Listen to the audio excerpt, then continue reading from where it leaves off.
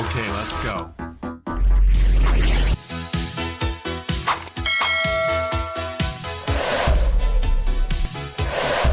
Hi guys, welcome back to my vlog. For this video guys ay aking ipapakita sa inyo kung paano i-activate ang fingerprint login sa Metrobank apps. So guys, kapag na-activate na po natin yung fingerprint login ay kapag naglalagin tayo sa Metrobank apps ay fingerprint lang po yung ating gagamitin. So una natin gawin guys, pindutan natin yung Metrobank apps. Tapos may advisory ang Metrobank. So pipindutin lang natin yung okay. Tapos pipindutin natin yung login using fingerprint. And then pindutin natin yung okay.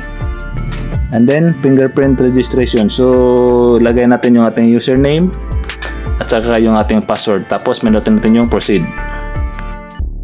Ayan, hihintayin natin saglit kasi naglo-loading pa. Tapos click fingerprint on. So i-on natin yung fingerprint.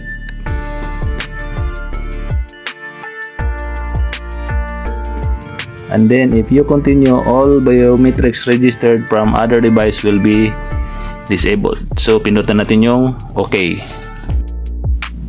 Tapos i-input natin yung ating Metrobank passcode. And then pipindutin natin yung proceed.